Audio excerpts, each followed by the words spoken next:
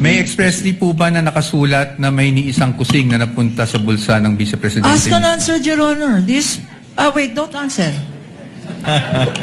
Kasi wala po sa GAA yung OVP confidential funds for 2022 eh.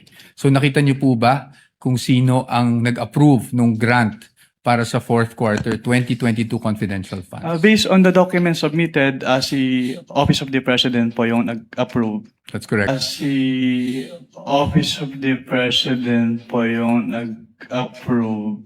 That's correct. Uy.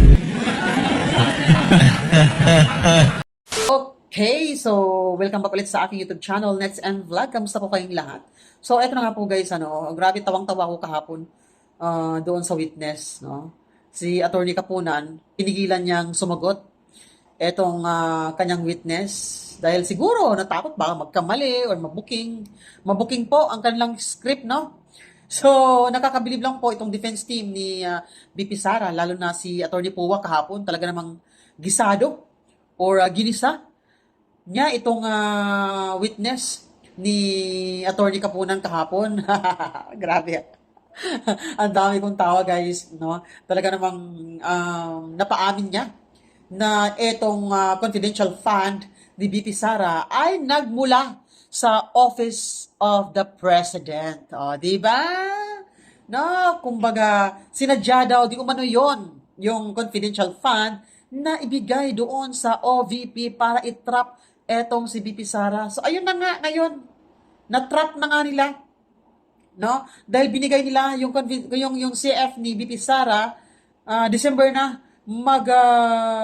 bagong taon na. Kaya kailangan nilang ubusin yung confidential fund na yon sa loob ng 11 days. No? So, yun na nga po, no? Pinakita po ni Atty. Poa at talagang in-explain niya na hindi naman pala bawal na ubusin yung confidential fund sa loob ng 11 days. Grabe talagang gisado, guys. Gisang-gisa. Etong witness kahapon ni Atty. Poa. Eto, medyo mahaba-haba na po pala itong intro ko. Ipapakita ko po sa inyo itong video na ito kung paano ginisa ni Atty. Poa etong witness ni Atty. Kapunan kahapon. So, eto po yung video, guys. Panoorin po natin. Kindly respond through the mic. Okay po, Your Honor. We shall now proceed with the cross-examination of the counsel for respondent. Attorney Poa, you may proceed when you're ready. Thank you, Your Honor. Thank you. Mr. Wamil, good afternoon po, sir. Good afternoon po, sir. Sa pagkaalala ko po, nabanggit niyo po that you were formerly with ICFAO as a state auditor. Tama po ba? Yes, sir. And you are a certified public accountant. Tama po ba? Yes, sir. You're also a lawyer, correct? Yes, sir. You passed the bar in 2022. 2023 po. 2023. Okay, I stand corrected. And Mr. Wamil, you also testified yesterday during your direct examination that you were part of the team that audited the OVP and DepEd confidential funds. Is that correct? Hindi po team kasi ako lang po yung nag-evaluate ng documents. Ikaw mismo, basically nag-evaluate ng documents. Tama po ba? Yes po, sir. Okay, just so maintindihan lang namin how ICFAO conducts its audit. Yung mga auditors po ba, do they go to the field and observe itong mga confidential operations in person or? Since what we do po is compliance audit, we base our audit on the documents being submitted to the ICFAO. Okay. And do you get special training as auditors pagdating sa how confidential or intelligence operations are conducted? We base po our observations on the provisions naman po ng Joint Circular 2015-01. Okay. So, basically what you're saying is you base your audit on the documents submitted to you, not just by DepEd or OVP, but by any other government agency. Ganyan sa ICFAO. Based on the documents if they are compliant with the requirements of the Joint Circular 2015-01. Correct. Thank you. So, pagdating po dun sa mga dokumento na natatanggap nyo from OVP and DepEd, binabasa nyo po to isa-isa, no? Lahat ng attachments? Hindi po ako yung nag-receive noon. Meron po kaming receiving staff po. Pero kayo po, in your evaluation, do you go through the documents one by one? Yes po. I evaluate po if they are compliant with the requirements of the Joint Circular. Okay. Now, when you evaluated these documents, nakita niyo po ba doon kung sino ang nag-approve ng grant ng confidential funds for OVP for the fourth quarter of 2022? Nakita ko po dun sa disbursement voucher po na si Asek Limuel G. Ortonio po. No, I mean the grant. Kasi wala po sa GAA yung OVP confidential funds for 2022 eh. So nakita niyo po ba kung sino ang nag-approve ng grant para sa fourth quarter 2022 confidential funds. Based on the documents submitted, si Office of the President po yung nag-approve. That's correct. Opo, Office of the President. Pagdating naman po sa OVP 2023 confidential funds, yun po ay nasa General Appropriations Act. Do you confirm that? Yes po. And pagdating naman po sa DepEd 2023 confidential funds, nasa General Appropriations Act din po. Tama po ba? Yes po. And as a lawyer, you would know that the GAA is enacted by Congress. Tama po ba? That's correct. Now, yesterday, naalala ko po, natanong kayo doon sa time nyo sa ICFAO kung ilang vice president ang na-audit nyo pagdating sa confidential funds. Alala nyo po yon? Yes po, sir. At ang sagot nyo po ay isa lang, si Vice President Sara Duterte, the respondent in this case. Tama po ba? Yes po. Tapos Since I tatanong- assumed in ICPAO in Since- 2014. Since you assumed in September 2014? Yes po, sir. Tama po. And you were asked, bakit si Vice President lang? Alala niyo yung tanong na yun? Yes po. At ang sagot niyo po, kasi since you assumed siya lang po ang Vice President na nagkaroon ng appropriations for confidential funds. Tama po ba? Yes po. Since September 2014 po na nag-assume ako. Apo. Now, I'm showing you a document. If I may approach the witness, Your Honor. Counsel may approach. I am showing you a document Assisting counsel entitled from the Spec- prosecutors may also Oh, yes. approach should they so desire. I'm showing you a document, and this document is from the Department of Budget and Management, entitled Special Allotment Release Order, dated. Medyo malabo lang po yung document, no? December 22, 2014. Makita niyo po yan? At ang purpose po is to cover confidential activities for fiscal year 2014. You see that? Yes, sir. And nung December 22, 2014, nasa ICFAO na po kayo. Tama po ba? Anong period po yan, sir? We have a clear here po. Date of issue, December 22, 2014. Yes po. Nasa ICPAO na po. Tama po ba? Mm. At hindi po si Vice President Sara Duterte ang Vice President ng mga panahon na yun. Tama po ba? Yes po. Pero na-liquidate po ba yan? That's the question. That's the question to ICFAO actually because yun po yung, ang pinapakita ko lang sa inyo is nagkaroon po ng confidential funds ang Office of the Vice President noong 2014 issued December 22, 2014. Based on that document po, Meron. Meron. You confirm. But that's okay, no? Because maybe you were just not aware yesterday when you were asked the question. I just wanted to put that on record because marami na rin pong lumalabas sa social media na si Vice President Sara Duterte lang ang Vice President na nagkaroon ng confidential funds. But you confirm that, sir.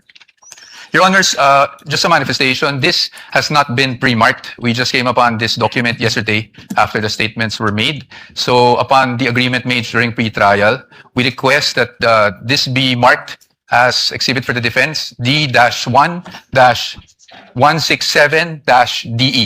-OVP. Let it be so marked. Thank you, Your Honors.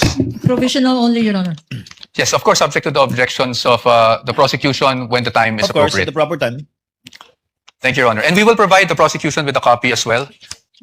Kindly do that after, perhaps later on, after the trial, or now too, so that it can be made a subject matter of redirect should the counsel for the panel of prosecutors Medyo malabo. so desire.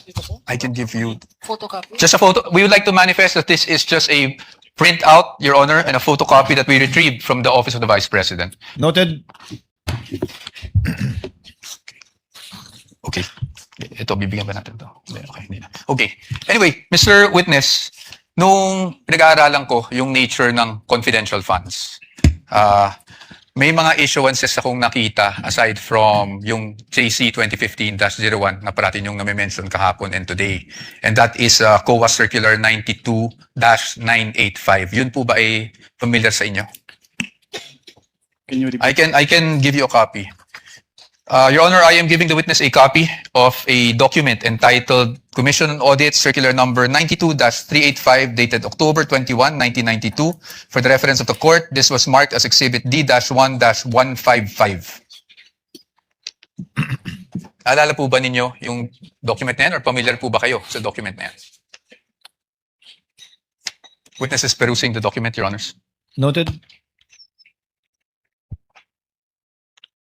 If assisting counsel would like to also from the prosecution.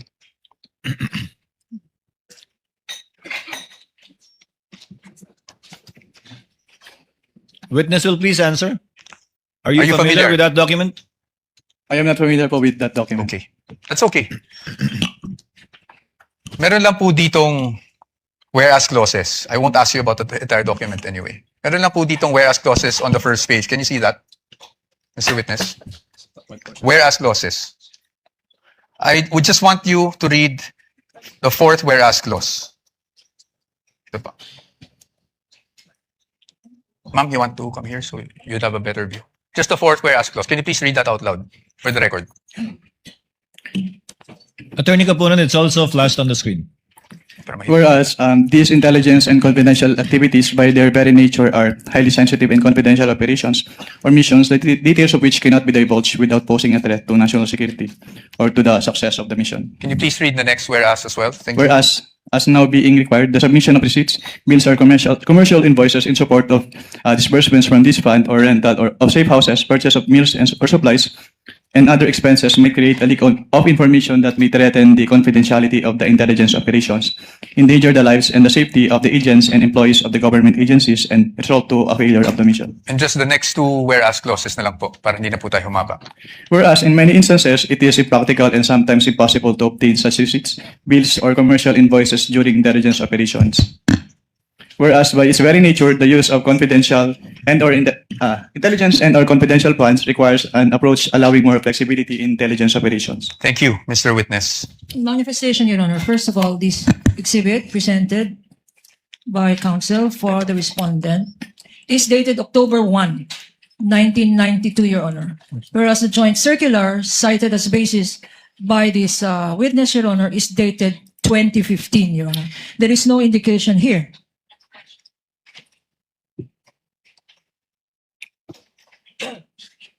Okay.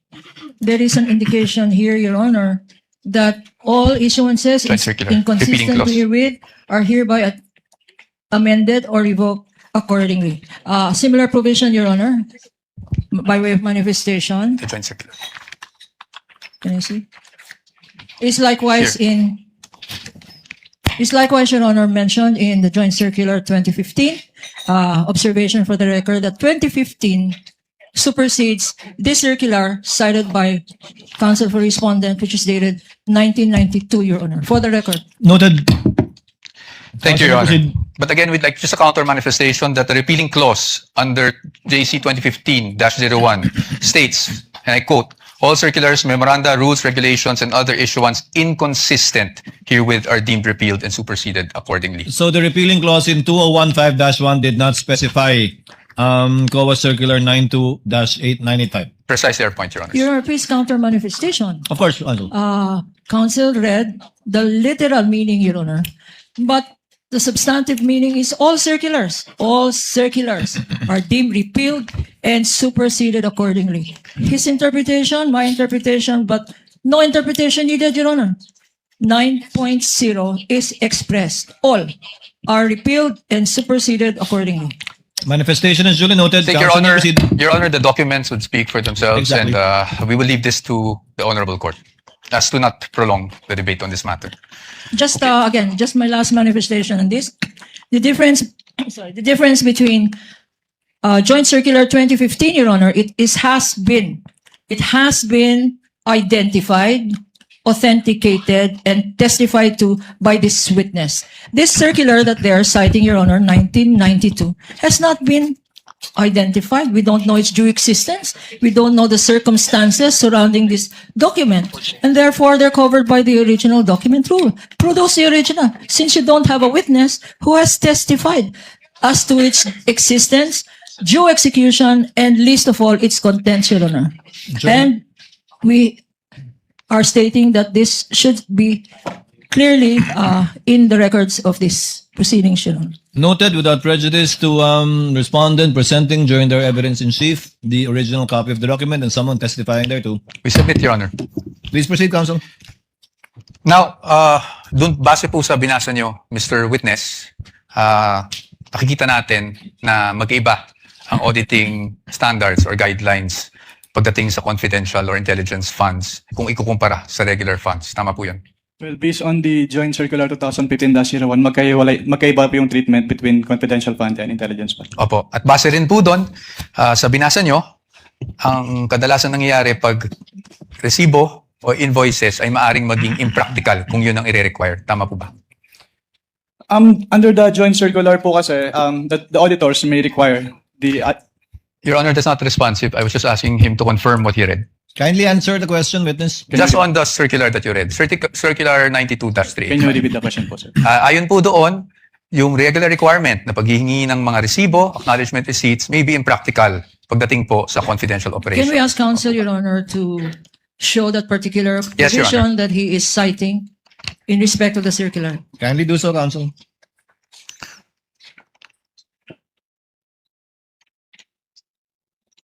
Tama po ba?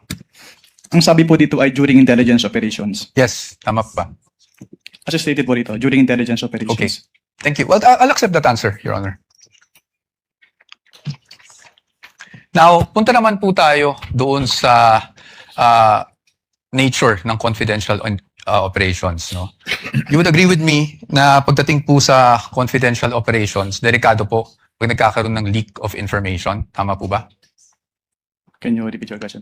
Delikado po kung magkaroon ng leak ng mga information na nakukuha patay sa isang confidential operation. Tama Given po the ba? classified nature of- Misleading, Your Honor. I'm think just the asking witness- for I his think the opinion. witness would have been able to answer. Witness may answer. given the classified nature Yes. of the confidential fund. Yes, thank you, Mr. Witness. In fact, you being a lawyer, you know that there are laws prohibiting the unauthorized disclosure of confidential information, correct? Can you repeat po? You being a lawyer, sir, you are aware that there are laws prohibiting the unauthorized disclosure of confidential information, correct? Can you state what specific laws po yung... Revised Penal Code under Article 229, for example, on the revelation of secrets. Yes po. Yes, Republic Act 3019, Section 3, Paragraph K, on divulging, unauthorized divulging of confidential information, correct? Yes po. And you being a public officer under 6713, alam niyo rin po na hindi po pwedeng basta-basta mag-disclose without the authority ng mga confidential information. Tama po ba? Yes po. Okay, so batay po dito, pinapahalagan po talaga ang confidentiality pagdating sa mga classified information na ito. Tama po ba? You would agree with me? Yes po. Yes. Now let's go to the joint circular that we have been mentioning since yesterday. No, ito pong joint circular number 2015-01. And I'm referring to the circular with which we have pre-marked as D-1-136 for the defense, Your Honors. And I think we will be flashing that on the screen as well. Ito naman po yung pag-usapan natin. I just wanted you, Mr. Witness, to give us the definition of confidential funds. Daan po sa circular na yan under, I think it's page 2, item 3.7. Can you please read it for the record?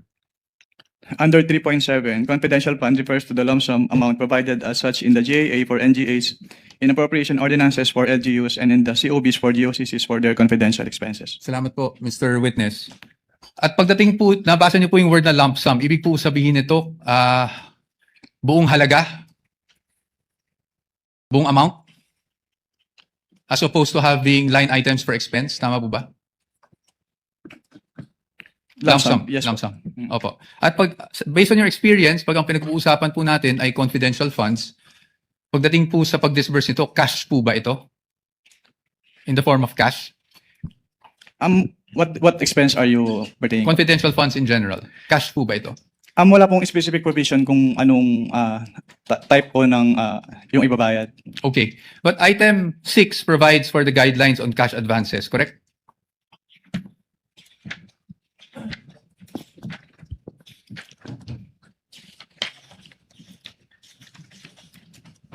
Based on this document po, yes po. Yes po. And I refer you now to item 6.1.2.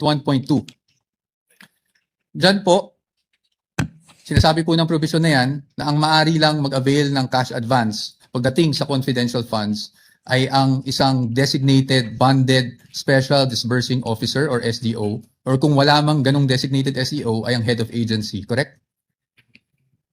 Yes po. At kanina po, sabi nyo, binasa nyo bawat pahina noong mga sinabite sa inyo ng DepEd at OVP for their liquidation reports. Tama po ba? Yes po. At you would be aware na ang STO po para po sa OVP ay si Ms. Gina Acosta. Tama po ba? Based on the documents submitted, yes po. Yes, thank you. At pagdating naman po sa DepEd, Mr. Witness, ang SDO po ay si Mr. Edward Fajarda. Tama po ba? Based on the documents submitted po, yes po. Yes. So based on that, tama rin po ba na sila ang maging payees ng mga cheque na inilabas ng DepEd para sa cash advance? Yes po. Tama po. At sila, tama rin po na silang nag-encash ng mga cheque dahil silang payee. Tama Yes, po? yes po. Yes. So they complied with 6.1.2, correct? What do you mean complied po? Complied with the requirements of 6.1.2 na ang SDO po ang kumuha ng cash advance at siya po nag-encash ng check. Your Honor, please misleading. That's not the only requirement in 6.1.1. 6.1.2, Your Honor. There are other requirements here. Can counsel be specific? I'm just asking, Because Your Honor. this is a blanket he is saying, and so therefore, there is compliance here. I'm in asking- particular. Thank you. I appreciate po What does the... counsel for respondent say? I appreciate naman po the objection of the good counsel. So I will be more specific. Tama po, nag-comply po na ang SDO ang payee sa cheque at ang SDO po ang nag-encash. Yun lang po. Just on that part.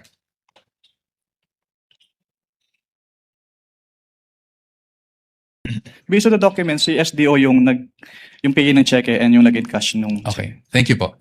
Now, I'll refer you to item 6.1.5 of the joint circular. Can you please read just the first sentence of that provision? cash advances shall be limited to the requirements for 3 months. Thank you, Mr. Witness. So tama po bang pagkakaintindi ko na para sa cash advance at any one time, ang maximum na pwede mo lang ma-cash advance ay yung requirements mo para sa 3 buwan ng confidential operations. Tama po Based ba? on this provision po, yes. Tama po. At 3 buwan po is equivalent to 1/4 of a year. Tama po ba? Yes po. Okay. Now, base po dyan sa provision na yan, nakasulat na ang maximum amount ay para sa 3 buwan. Pero meron po bang provision dyan na nagbabawal na gamitin ito in perhaps 60 days? Wala po. Meron po bang nagbabawal na gamitin ito in 11 days? Wala din po. Kaya hindi po namin sinama sa findings namin yung 11 days na disbursement. It's just a statement of fact po on the AUM. Thank you for confirming that, Mr. Witness. Familiar po kayo bilang isang CPA sa accrual method of accounting? Yes po. Can you just, in simple terms, because I'm not even a CPA, just give us a glimpse kung ano ibig sabihin. Ano ba ang accrual method of accounting? Kapag sinabing accrual method of accounting, yung expenses ay nire-record upon incurrence, not upon payment. Opo. Okay. So, dito po ba, pwede po ba yung parang, I'm just a simple-minded person, parang buy now, pay later, ganun? Wala po yan sa joint circular, so I am not authorized to It's okay. answer that question. I will leave it at that. Punta na lang po tayo sa liquidation. Sa liquidation po, under the joint circular, that's under 6.2.2, correct? Under 6.2.2, if I may just refer you to that provision, dapat po maliquidate magsumite ng liquidation report ang isang agency na may confidential or intelligence funds within 30 days after the close of a quarter. Tama po ba? Tatlo po yung nakalagay dito, hindi lang po the 30 days after every quarter. Sige po, please enumerate for us. Under 6.2.2 of the joint circular, all cash advances for CF and IF shall be liquidated within 30 days after every quarter or from the approved target date of completion of the project or activity or after the cash advance have been fully utilized, whichever comes first in accordance with the procedures as stated po. Okay, thank you po. Ngayon po, papakita ko po sa inyo yung liquidation report na isinumite ng OVP for their 4th quarter confidential funds 2022. Maybe this time we could just ask our assisting counsel, Your Honor, to hand the document. Assisting counsel for the other side may also approach. Maaari niyo po bang matukoy kung anong date po na-receive ng COA ICFAO itong liquidation report ng OVP? Based on the transmittal letter po, January 17, 2023. January May we know, 17. Your Honor, for our understanding, what exhibit number? Sorry. Counsel Thank you for referring reminding me, Your Honor. You're welcome. This is Exhibit D-1-4-OVP. This is the prosecution's P-1-11-A. No, I'm sorry. One? I'm sorry, what is it? Sorry, D-1-1. D-1-1. Sorry, Your Honor. Dash 1. I was just corrected. Counsel, Your may Honor, proceed. for the record, this is not a common exhibit, Your Honor. Duly noted. Now, base po sa date na nabasa nyo, compliant po ba na within the 30-day period ay nakapagsumite sila? Yung act lang po ng pag-submission, na pag-submit rather, ng liquidation report. Based on this document po, yes po. Yes po. And kung mapapansin nyo po, doon po sa transmittal, meron pong isang checklist. Tama po ba? Yes, sir. And I will refer you now to item 6.2.2.3 of the joint circular. Ayon po sa 6.2.3 ng nasabing Joint Circular 2015-01, Ang gagawin po ng receiving officer ng COA ICFAO ay titingnan po yung checklist, tapos susuriin po yung mga dokumentong isinumite ng ahensya, yung mga attachments, kung pasok siya doon sa checklist of supporting documents na kinakailangan. Tama po ba? Can you repeat your question po? Ayon po sa 6.2.2.3, ang receiving officer ng COA ICFAO ay titingnan yung checklist and then titingnan din, susuriin yung mga naka-attach na dokumento kung compliant siya dun sa checklist. Tama po ba? Yes po, based on the joint circular.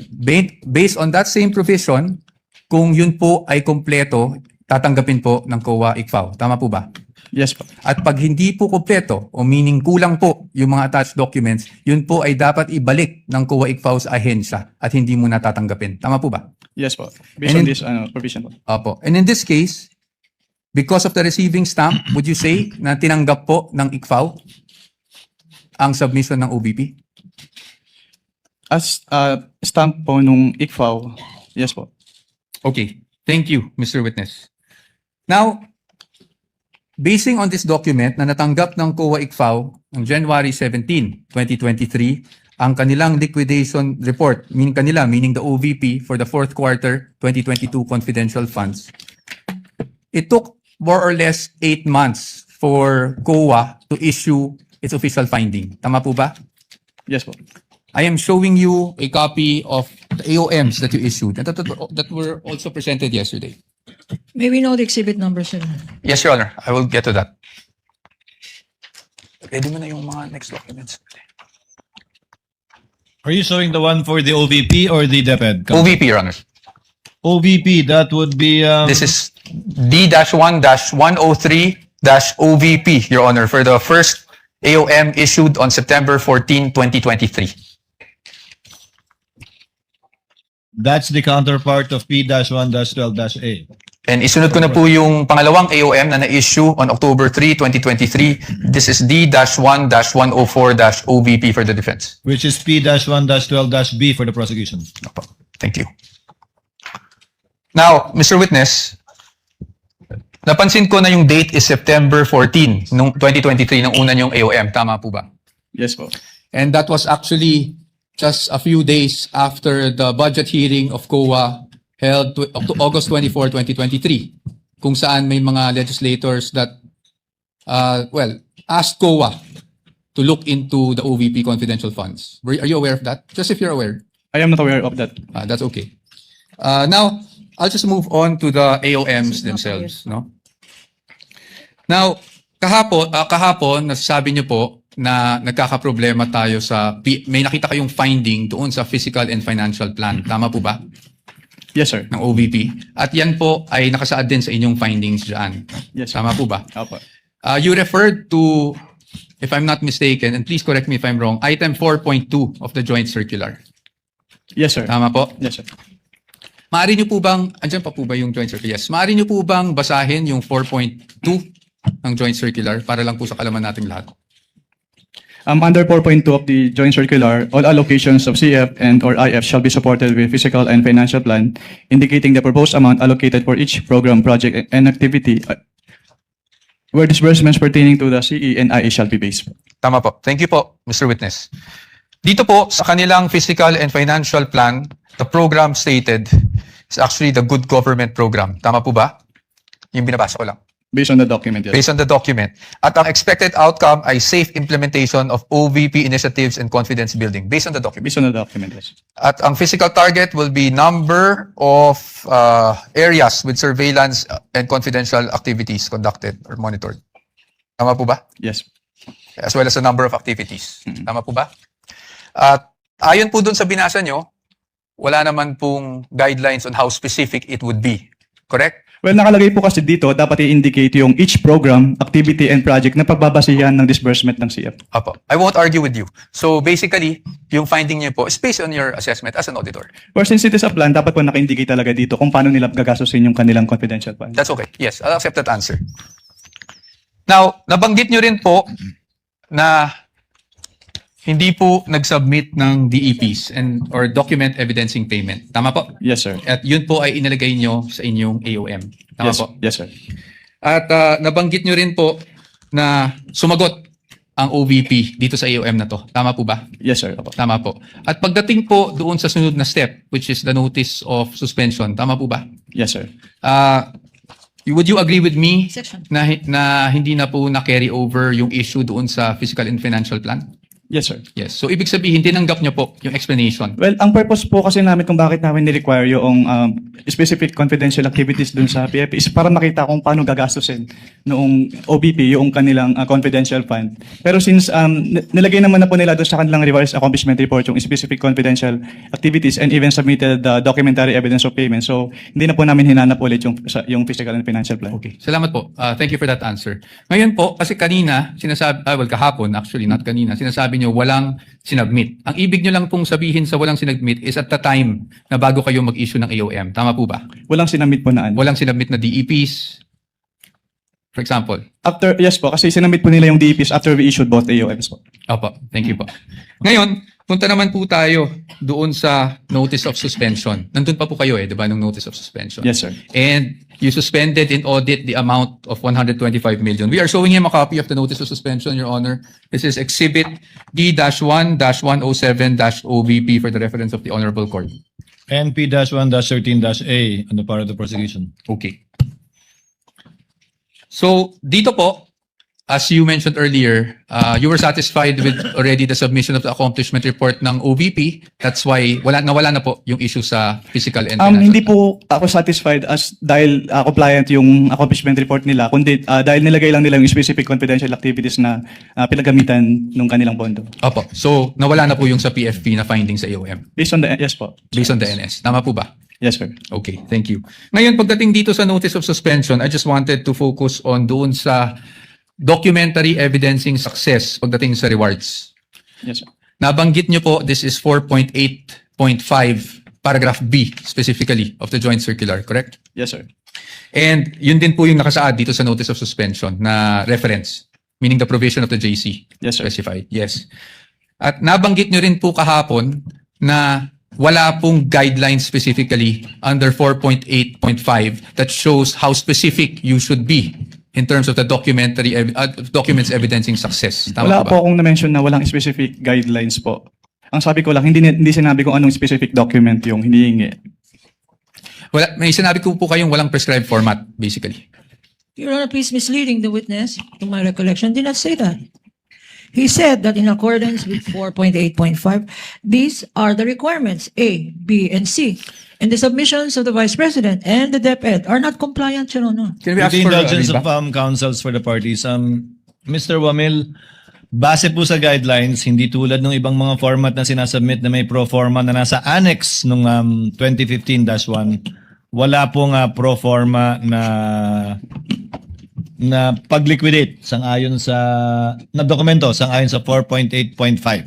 Yes, Your Honor, based on this provision po. Yes. May ibang provision bang nagre-require ng specific na paraan? Wala na po, Your Honor. Ito lang Wala. po, 4.8.5. Thank you. Thank you, Mr. Witness. You may proceed, counsel. Thank you, Your Honor. Now, pagdating po sa OVP, alam niyo po ba kung sumagot sila sa notice of suspension na ito within the prescribed period given under the notice of suspension? Sa notice, wala na po ako sa ICFO nung Wala na po submit kayo. sila ng response. Okay po. So I will no longer ask you about that. Probably for another witness na lang po. Punta na lang po tayo sa OVP confidential funds for 2023.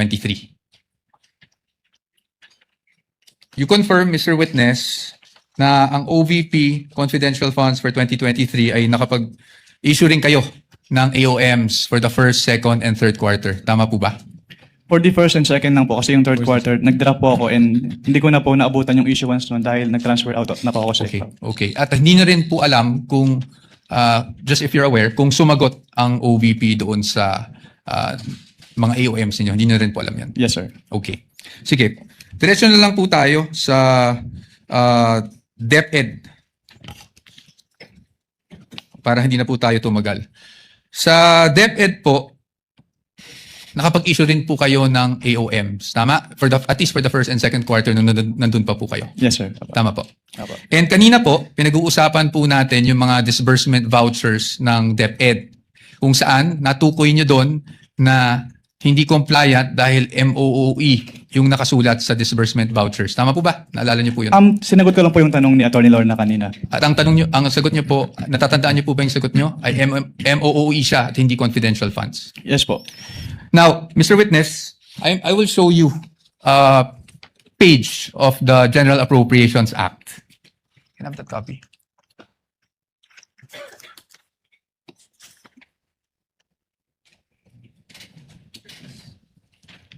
And for reference,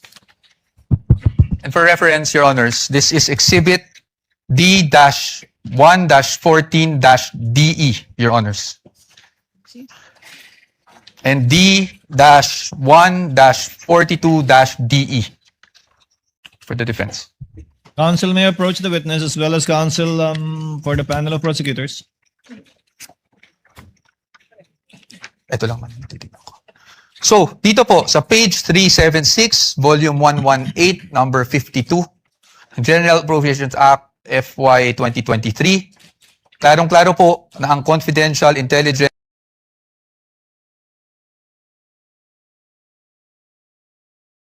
and extraordinary expenses is under maintenance and other operating expenses, which is the MOOE. Pero if I may clarify lang po kasi, Yes po. yung MOOE kasi is very broad. So Yes hindi po. lang confidential fund yung covered niya. Apo, we will get to that, Your Honor. DB. Saan nakasulat? Apo. Thank you. Kaya po dito, sa ating naging disbursement voucher, Your Honor, with due respect to counsel. yes, of With course. permission of Attorney Again, the Poa, yes. document- Again, this Observations document, and manifestations, counsel? Your Honor, this document violates the original document rule. First, it is a photocopy. It is not even a photocopy of anything that is certified, Your Honor. Although, under the original document rule, you can dispense with the presentation of the original.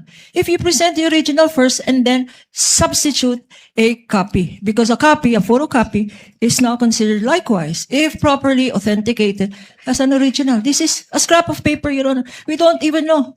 General Appropriations Act. Of who? Of which administration? And consisting of how many pages, Your Honor? Saan? This particular document, Your Honor, should not even be testified to because we don't know its provenance. For all we know, we don't know where this document came from. Your Honors, may I We comment? object, therefore, to this document. Maybe Your comment? Honor. What is the comment of Attorney Poa? Your Honors, the copy we are showing is actually a certified true copy of the Commission on Audit, certified by Davin E. Bakay. Your Honors. Certified true copy of the part of the GA? Yes, Your Honors. Anyway, counsel, we will be ruling on the admissibility of these documents when the formal offer is made after the presentation of evidence in chief by the respondents. We submit, Your Honor, but as another observation, Your Honor, we are aware, I think counsel is aware, that if you produce and you ask questions on a portion of a document, then you are compelled to produce the whole document, Your Honor. We want this on file. Produce the whole GAA. For all we know, Your Honor, there may be provisions in that GAA which contradicts the provision he's saying. So he is compelled under the rules, Your Honor. In addition to the rules of admissibility, he is compelled to produce the whole GAA. And we want that on record, Your Honor. Presiding officer has already ruled the manifestation and objection of the counsel is duly noted. Counsel may proceed. Thank you, Your Honor. And under the disbursement voucher, Exhibit D-1-58-DE, nakasulat po na MOOE, replenishment of cash advance under maintenance and other operating expenses authorized under page 376 of RA number 11936, which is precisely the page of the GAA. Pero marami po kasing nakalagay na expense items under MOOE in this page po. Okay, we will accept that answer, Mr. Witness. Now, Mr. Witness, pagdating po sa DepEd confidential funds, as you mentioned, you issued the first two AOMs. Yes, sir. Tama po. I mean, AOM for the first and second quarter. Rather. Yes, sir. Pero hindi nyo na po natanggap yung response. Hindi Kasi na- wala na kayo sa ICFAO. Yes, sir. But would you know, just curious, would you know kung ano yung present status nitong mga AOMs na to? Hindi po. I don't have personal knowledge about that. Okay. So you wouldn't know of whether may credit notice o wala. Yes, sir. Oh, but since you're an auditor, ano po ang ibig sabihin ng credit notice para sa isang auditor? Kapag sinabing credit notice, yung document submitted ay already passed in audit na po. Opo, pass in audit, meaning allowed? Yes po. Allowed in But subject to the reopening of the audit later Opo. on po. Okay. Thank you, Mr. Witness. Ngayon, Mr. Witness, since hanggang doon lang naman, no, yung naging saklaw talaga ng inyong service, I don't want to prolong this any longer. Gusto ko lang makita, based on your findings, AOM, diba? Tapos yung notice of suspension para sa OVP and the AOMs for DepEd, these are preliminary findings, correct?